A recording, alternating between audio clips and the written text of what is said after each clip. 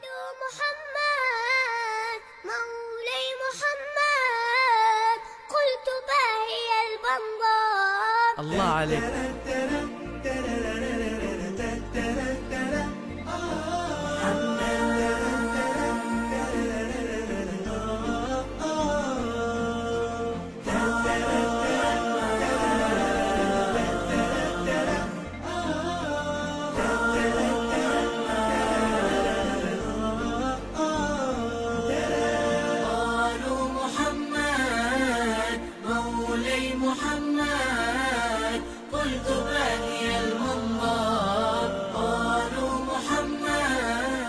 Assalamualaikum warahmatullahi wabarakatuh.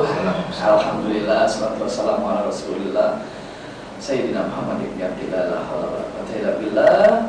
Followers Nabiullah Rasulullah SAW. Alhamdulillah, tentunya kita bersyukur kepada Allah masih dikasih iman Islam, sehat, panjang umur, walaupun COVID saat ini sudah mulai cenderung menurun, tapi terus kita Islam selalu mengajarkan jaga sehat sebelum datang sakit. Jadi terus berikhtiar agar selalu senantiasa sehat. Caranya terus kuatkan iman, insya Allah imun akan terus meningkat. Alhamdulillah, tentunya setiap hidup siapa sih pasti setiap hidup punya masalah, baik besar maupun kecil, baik masalah dalam rumah tangga, masalah dalam pekerjaan, masalah dalam kehidupan. Itu setiap manusia pasti bermasalah. Nah, oleh karena itu, gimana caranya kita supaya bisa lepas daripada masalah? Ya, salah satunya guru saya pernah memberikan ilmu kepada saya, itu dengan belajar, dengan mencari ilmu. Karena dengan ilmu kita bisa bahagia dunia, dengan ilmu bahagia akhirat, dan dengan ilmu bisa bahagia keduanya. Dan inilah program solusi yang selalu mengajak kita untuk terus mencari edukasi, mencari informasi dengan banyak motivasi, inspirasi dari narasumber-narasumber kita, yaitu podcast solusi. Alhamdulillah, hari ini dengan Ustadz muda yang banyak pengalaman dan prestasinya. Beliau juga salah satu aksi dari Indosiar, Ustadz Azid. Beliau juga pengusaha, beberapa kali PA saya ngajak usaha baru. Iya, salah satunya parfum. Iya, insya Allah suasana akan menjadi wangi. Dan sering juga beberapa kali kita panggung bareng, dan tentunya beliau banyak kisah yang nanti kita akan kulik dari Ustadz Azid. Assalamualaikum Ustadz. Waalaikumsalam, Ustadz Hafiz, sehat-sehat. Alhamdulillah Ustadz, semoga Ustadz selalu sehat. Amin. Gimana kabar Pak Mario Teguh? Alhamdulillah beliau sehat-sehat. Lagi sering sama beliau ya? Alhamdulillah. Masya Allah, ini super sekali. Alhamdulillah. Dan tentunya bersama sahabat saya, guru saya Ustadz Saiful. Ya, Bang Ustadz, sehat selalu. Ya, Ustadz kuning tua, saya kuning muda ya. Saya Mempertajam. Tapi keilmuannya lebih banyak. Betul. Dan saya sama sekali tidak ada, cuma karena nempel jadi kecipratan. Sesuai tadi yang sudah kita sampaikan, podcast solusi ini adalah podcast yang menawarkan ataupun memberikan informasi kepada pemirsa kita, subscriber yang menyaksikan, dan tentunya yang belum menyaksikan, mudah-mudahan dia men-subscribe. Adalah orang-orang yang pengen tahu solusi apa sih yang bisa dikasih ya, di-sharing sama narasumber kita dalam kita menyikapi sebuah permasalahan. Ustadz Azid, gimana Ustadz? Silakan. Ini menarik sekali nih, Ustadz Hafiz. Kalau kita punya masalah, sapa dulu dong. Apa Pak? Sapaannya apa? Sapa followers Nabiullah Muhammad SAW, ada solusi podcast. Oke, sahabat-sahabat followers Nabi Muhammad SAW, sahabat solusi podcast. Mudah-mudahan senantiasa sehat selalu. Amin. Diberkahi oleh Allah, diberikan kesehatan. Amin ya rabbal alamin. Amin. Tadi Bang Hafiz cerita-cerita masalah ini. Sebenarnya sama, saya juga punya masalah gitu. Jadi, saya punya masalah. Oh, banyak. Itu kita close saja. Karena saya punya masalah, saya cari solusi. Iya. Jadi gimana tuh? Maksudnya punya masalah, lalu solusinya apa? Solusinya? Silakan. Orang punya masalah, pengen menyelesaikan masalah. Betul. Caranya gimana? Cari masalah. Ya, berarti kita mencari-cari masalah yang ada gitu. Ada masalah, cari, temui, hadapi. Bukan kita lari dari masalah. Oke. Bukan cari masalah, udah punya masalah, cari masalah. Tambah lagi, datang Ragunan. Ya. Wah, ada macan lagi tidur, tabok. Ini mencari masalah ini. Ya, itu berarti emang orang udah stres. Macan tabok. Oh gitu, jadi hadapi masalah. Dan seringkali kita menghadapi masalah itu biasa deh, mengandalkan kemampuan diri kita. Akhirnya yang ada apa? Pusing, nggak ketemu masalah, solusinya apa gitu kan. Bingung akhirnya mau kemana. Pernah nggak kita punya masalah, kemudian kita udah maksimal berusaha nih menghadapi ini masalah dengan berbagai macam cara, A, B, C, D, masalah apapun itu, sampai pada satu titik di mana kita menghadap Allah, ya Allah saya nyerah, saya pasrah ya Allah, ini masalah saya serahkan kepadamu ya Allah. Saat itulah nanti pertolongan Allah akan datang. Saat kita mau mengakui kekuasaan Allah di hadapan Allah, maka Allah nanti akan memberikan bantuan untuk menyelesaikan masalah kita. Jadi nunggu sampai lima pasrah gitu ya. Ya, itulah. Saya suka kata-katanya. Ya. Sekarang saya belajar bahasa Indonesia. Ada limas, ada antik limas. Ada antik gitu. Jadi sampai pada puncak kita menghadapi sebuah masalah, kemudian kita sudah tidak tahu lagi bagaimana cara mengatasinya, kita pasrah datang kepada Allah, akui keterbatasan kekuatan kita. Itu yang kadang kita sering masih meminta, ya Allah berikan pertolongan itu loh. Tapi dalam permohonan pertolongan itu kita belum sepenuhnya menghambakan diri kepada Allah. Kita masih mengandalkan kekuatan yang kita miliki, bekerja keras semampunya, itu bagian dari upaya. Tapi setelah upaya itu selesai sampai pada satu titik di mana memang kita harus mengakui kita ini hamba, keterbatasan kemampuan kita ini terbatas gitu. Ini yang akan menjadi Allah itu memberikan pertolongan kepada kita, masalah itu selesai. Karena fokus kita biasanya itu kalau kita punya masalah, fokusnya hanya kepada cari solusi. Kita lupa yang memberikan solusi ini sebetulnya adalah Allah melalui perantara apapun itu dengan caranya Allah. Subhanallah. Tapi pernah Ustaz mengalami keadaan yang seperti itu?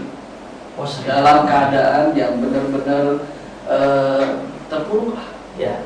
Pernah mengalami? Saya untuk dalam hal masalah kehidupan gitu, kata Al-Quran itu kan faida faragta fansol, terlihat gitu saja.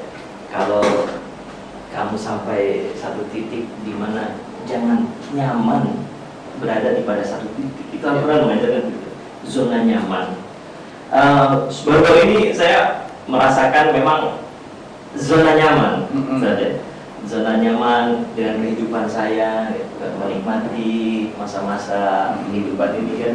Tapi belakangan justru 1 tahun terakhir ini saya cari masalah. Karena fansol itu bergerak terus supaya aliran ini akan terus berjalan.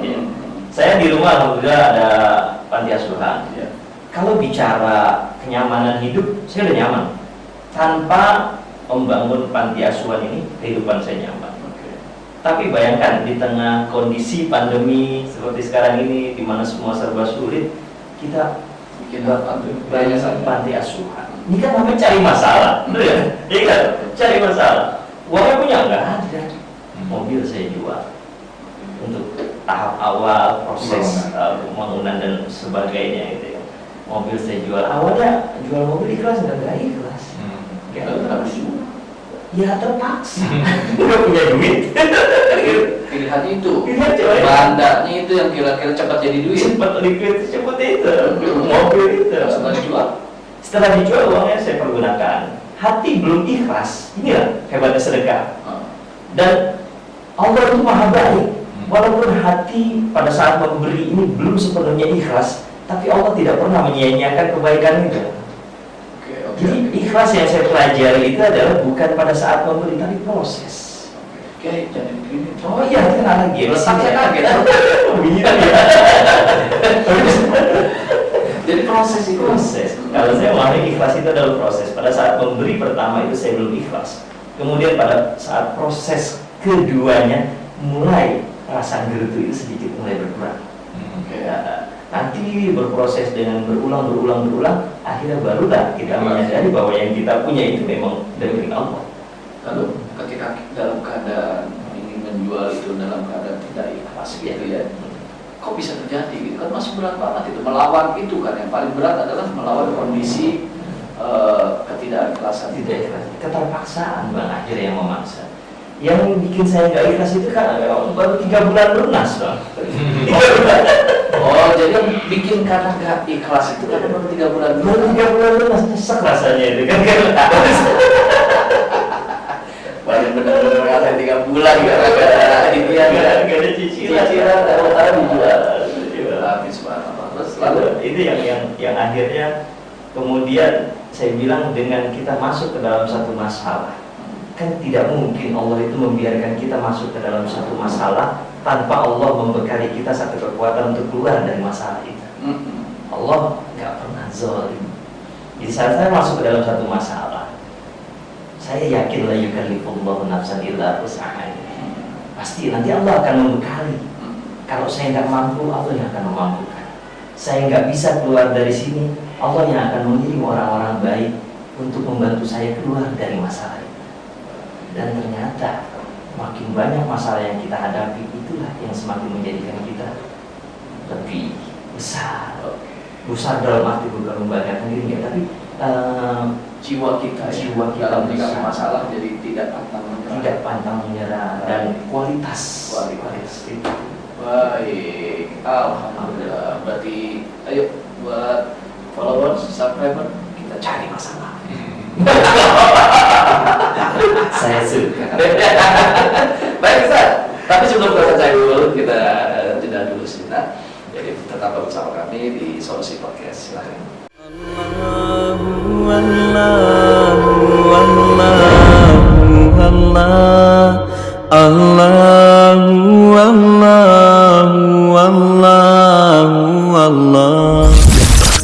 Alhamdulillah, subhanallah, tadi sudah dipaparkan oleh Ustaz Azid ya. Insya Allah mudah-mudahan kita adalah orang-orang yang selalu senantiasa ikhtiar dan tentunya berpasrah diri atau tawakal pada Allah agar solusi Allah kirim dengan caranya, bukan dengan kekuatan kita, bukan dengan kepintaran kita. Tentunya Allah yang akan mengirim dengan caranya. Baik, Ustaz Saiful. Ya, kalau saya ngobrol sama Ustaz Saiful ngobrolin masalah, sebetulnya saya agak sedikit rada-rada malu. Kenapa? Karena saya paling sering ceritain kalau melihat sih nanggung terus. Gimana Ustaz? Ya, Allah sudah banyak sekali dalam firman-Nya. Sesungguhnya di balik kesulitan selalu ada kemudahan. Inna ma'al usri yusra, fa idza faragta fansab wa ila rabbika farghab. Ya, tapi tentunya hidup ini kan pengen nyaman. Ya, pengen bahagia dan pengen mukhlisin ala huddin. Sebenarnya hakikat takwa ini adalah Allah tidak melihat status hambanya, mau kaya, mau miskin, mau apa, tapi siapa yang di situ mampu mewujudkan penghambaannya. Ya, karena di hadapan Allah hakikat takwa untuk bahagia itu bukan dari status, karena takwa tidak bisa dibeli oleh orang yang kaya, yang punya rumah, yang punya mobil, tapi takwa punya hak siapapun bagi orang-orang yang mukhlisin ala huddin, orang-orang yang benar-benar ikhlas dalam agamanya. Ya, begitupun dengan problem solving kita hidup. Ya, dunia ini adalah dunia makanul musibah. Dunia ini tidak akan terlepas dari musibah apapun, sehingga terkorelasi manusia akan ada aja masalahnya. Tapi bagaimana hierarki manusia itu ketika diuji dengan masalah berbuah pahala atau berbuah putus asa. Nah, makanya di situ ajron hasan atau ahsanu amala, bukan aksaro amala. Siapa yang paling banyak hartanya yang baik amalnya, enggak. Kalau yang baik, yang paling banyak amal hartanya, tentu orang kaya akan di surga duluan. Tapi di situ ahsan, karena ahsan itu siapapun punya hak. Maka solusi pun daripada problematika kehidupan kita, baik anak muda yang sudah rumah tangga, yang belum punya momongan, yang sudah punya momongan aja, semuanya akan terikat masalah. Tapi bagaimana mensolusikannya? Selalu hadir wujud penghambaan siapa? Allah. Wa idza sa'alaka ibadi anni fa inni qarib. Allah itu pengen disentuh. Ya, Allah itu pengen diiakan sebagaimana wujud Robbinya. Jangan sampai aduh pusing nih, punya utang. Ceritanya sama orang yang memang nggak punya duit, ya tambah masalah. Makanya saya cerita memang punya duit. Ya, kita cerita problem dengan orang yang banyak masalah tentu tidak akan melahirkan solusi. Tapi Allah segalanya, karena Allah itu tadi kaya dengan segala kuasanya, dan justru Allah itu adalah wujud di mana kita sebagai hambanya, ayo kita terapkan sebagai wujud penghambaannya. Ikhtiarnya apa? Ya itu roja itu berharap kepada Allah, berdoa yang buat ikhtiar dan sebagainya. Ya tadi kita bisa berlepas diri dari sebuah problem itu apabila tadi nilai ketakwanya makin tinggi. Karena kalau makin tinggi takwanya, dia akan bisa lebih cepat tenangnya. Kalau dia lemah takwanya, dia akan cepat frustasinya. Ya. Jadi nilai ketenangan seseorang itu bisa dilihat dari mutakinya, dari takwanya. Ya, karena ketakwaan itu mampu melekat menjadi kesadaran, kesabaran dan ketabahan ketika dia melihat problem dalam hidupnya. Ya, dia tidak cepat untuk khurafat menyimpang, wah pengen kaya, saya mau datang aja ke Mbak Panoki ini dan sebagainya. Kan kehilangan ketakwaan. Ya, karena dia tidak mencari solusi halal dan haramnya, yang penting kaya. Hilang ketakwaannya. Ya, maka disinilah problem-problem daripada kehidupan kita. Salah satunya bukan kita pengen tenang, tapi bagaimana mewujudkan penghambaan yang tenang dalam hal ibadah Allah. Itu, Ustaz. Baik, alhamdulillah. Ustaz, kita nyambung lagi. Siap. Ya. Setelah yang satu ini tetap bersama kami di podcast Solusi. Allahu Allahu Allahu Allah. Allahu Allahu Allahu Allah. Allahu Allahu. Alhamdulillahirrahmanirrahim. Baik, kembali lagi pada Ustaz Nazid. Ustaz, jadi kan memang Ustaz ini tipe orang yang akhirnya mencoba mencari masalah.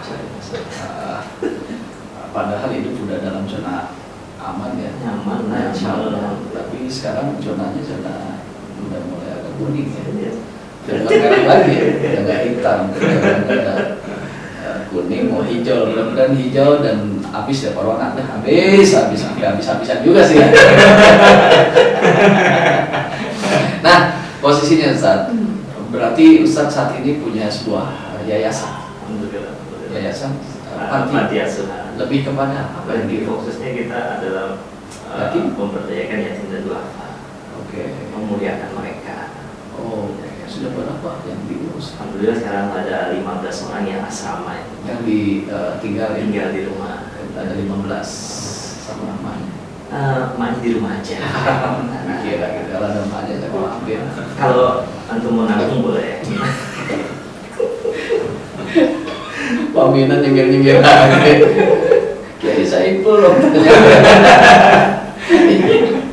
Oh, jadi 15. Lalu gimana keadaan dalam kondisi corona ini untuk bisa menghidupi mereka 15 orang loh kan? Ya. Dan ini satu konsep yang saya temukan juga baru beberapa belakangan ini saya baru sadar. Kalau selama ini kita bersedekah itu kita merasa kita yang menolong mereka. Kita memberikan bantuan ke duafa yatim, kita yang menolong mereka. Tapi dalam konsep yang saya rasakan di rumah saat ini tinggal bersama anak-anak, justru bukan saya yang menolong mereka yang menolong saya. Dari mana? Ya begini Pak, kenapa saya bilang mereka yang menolong saya yang menumpang pada mereka. Orang-orang baik yang Allah datangkan itu mau membantu, memberikan sebagian hartanya, kemudian bantuan material, moral dan lain sebagainya. Itu kan karena ada mereka. Mereka tidak melihat sosok saya. Jadi sebetulnya kalau kita bersedekah itu kita yang ditolong oleh mereka. Sedekah itu kan, ya, kita zakat, sedekah itu kan mengeluarkan kotoran, betul ya? Ada kotoran dari sebagian harta yang memang Allah titipkan kepada kita. kalau sedekah yang kita keluarkan ini adalah kotoran, berarti kalau ada orang yang mau menerima kotoran kita, hebat kan? Benar nggak, Bang? Dari Bang Hafiz, tiba-tiba makan siang sama saya, habis makan siang bilang, Cid, ini mau kotoran saya nggak? Nawarinnya juga nggak mau. Nawarinnya aja mau nggak, apalagi nerima. Nah, yatim dan duafa ini mereka mau menerima kotoran kita. Ini kan satu hal yang luar biasa. Oh, Bang Aziz, kalau gitu yatim dan duafa ini mereka spesialis menerima kotoran. Enggak, buat mereka itu bukan kotoran, karena itu hak. Menjadi kotoran bagi kita karena ada hak orang lain yang belum kita keluarkan. Oh, di kita adalah Di kotoran. kita adalah kotoran. Tapi ketika kita keluarkan itu bukan dalam bentuk kotoran, tapi lebih kepada itu adalah haknya mereka. Haknya mereka. Kalau kita tampung, kotoran akan membuat kita sakit. Itu Kalau kita bersihkan, itu adalah hak mereka. sebetulnya berarti Kiai dalam konteks tadi mengenai memberikan seperti itu, kan kita terkadang suka begini nih. Maaf nih ya, maaf. Kan ada orang misalnya tadinya belum punya yayasan yatim duafa, dia belum terlihat lah kehidupannya. Tiba-tiba ketika dia punya mengurus yatim duafa, ada kehidupannya juga semakin baik. Tapi kan konteks orang di luar beranggapan akhirnya jangan-jangan bagian yatimnya nyampe ke dia. Gitu. Ini pandangan aja, karena memang nggak sedikit juga orang yang menyikapi seperti itu. Bagaimana, apa yang bisa diluruskan dari hal tersebut? Ya, kalau kita mau rezeki kita biasa-biasa aja, ya berbuatlah yang biasa-biasa aja. Rezeki kita akan rata-rata kalau kebaikan yang kita lakukan itu biasa-biasa aja. Tapi tatkala kita mau rezeki yang lebih besar, seringkali kan kita cari dengan kerja keras, banting tulang, itu upaya. Tapi kita lupa menyiapkan wadahnya. Kalau mau rezeki yang besar, minta tanggung jawab yang besar. Selama ini rezeki kita biasa-biasa aja, rezeki kita kecil, ya tanggung jawab kita kecil.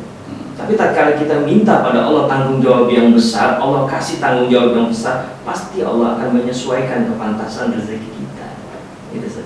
Oh, jadi semakin besarnya orang yang mengurus yatim, padahal memang Allah hadirkan rezeki yang besar berarti buat orang itu ya. Itulah yang kita sering sebut keberkahan mungkin ya, keberkahan. Jadi kalau kita mau rezeki besar, tektoknya itu nggak cuma kerja keras, tapi maksimalkan manfaat dan kebaikan yang kita berikan untuk orang lain. Allah nggak akan menutup mata dengan kebaikan yang kita lakukan.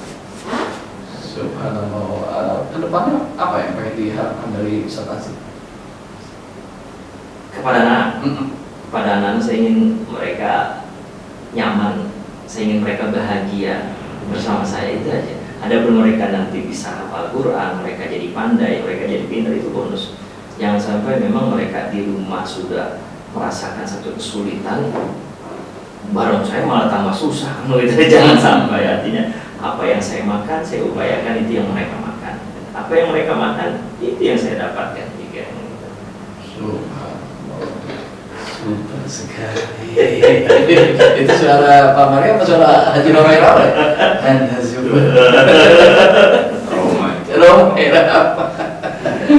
Ya, Kiai, nih di akhir Kiai, apa yang bisa disimpulkan dari obrolan kita, obrolan santai kita pada kesempatan di YouTube kita hari ini? Ya, tadi sudah banyak yang dikupas tuntas oleh Ustaz kita ini. Ya, pada dasarnya kalau kita menolong, prinsipnya wallahu fi aunil abdi maka al-abdu fi auni akhihi. Barang siapa yang menolong saudaranya, dan Allah akan menolong hambanya. Ya, artinya apa? Ada kesepakatan akad al-abdu bil uqud. Ya, intinya kita menolong. Makin tinggi tanggung jawabnya, makin tinggi pula Allah jamin. Jadi nggak usah berbicara resiko, ya berbicara berbuat dulu.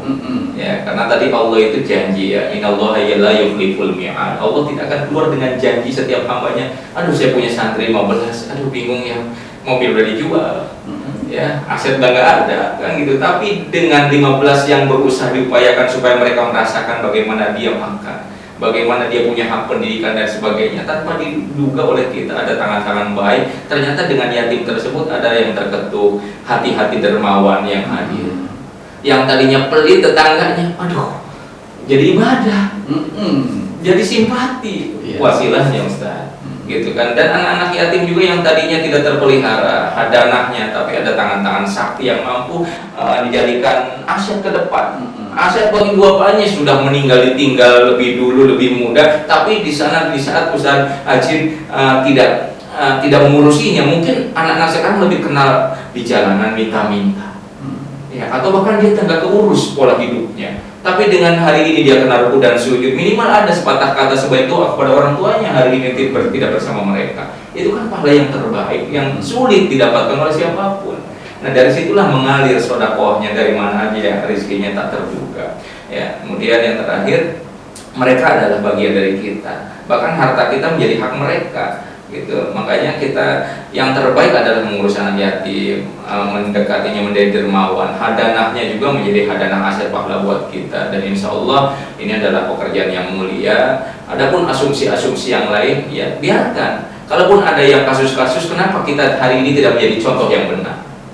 Ya, kenapa kita tidak menjadi hari ini hadir nih? Islam itu tidak begitu. Saya Muslim, saya contohkan nih begini. Ya, kalaupun yang lain ternyata Muslim masih begitu, ya sudah, jadilah kita orang yang dibicarakan karena contohnya, bukan kita dibicarakan karena seharusnya tidak begitu. Jadilah contoh. Karena kalau sudah contoh pasti akan melekat bukti yang nyata. Oh iya, ternyata itulah Islam.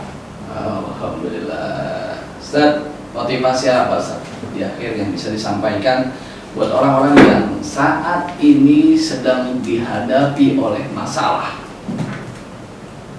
Khairun nas anfa'uhum linnas. Tidak akan pernah rugi orang-orang yang selalu memberikan manfaat dan keuntungan bagi orang lain. Jika Anda banyak memiliki masalah, maka itulah saat yang tepat bagi Anda untuk memberikan manfaat seluas-luasnya kepada orang-orang di sekitar Anda. Kita memberikan kebaikan saat kita mampu, saat kita senggang, itu hal yang biasa. Tapi betapa malaikat itu tersenyum menyaksikan hamba-hamba Allah yang di tengah kesulitan, di tengah masalah yang dia hadapi, tapi masih ada kebaikan yang dia pikirkan, kebaikan yang dia berikan untuk orang lain. La yu'minu ahadukum hatta yuhibba li akhihi ma yuhibbu li nafsihi. Puncak keimanan kita sebagai seorang mukmin adalah saat kita mampu memberikan kepada orang lain kebaikan sebagaimana kita menginginkan kebaikan itu ada pada diri kita. Berikan itu saat Anda merasakan satu masalah, maka nanti Allah akan menyelesaikan masalah Anda dengan caranya Allah. Baik, terima kasih Ustaz. Alhamdulillahirrahmanirrahim.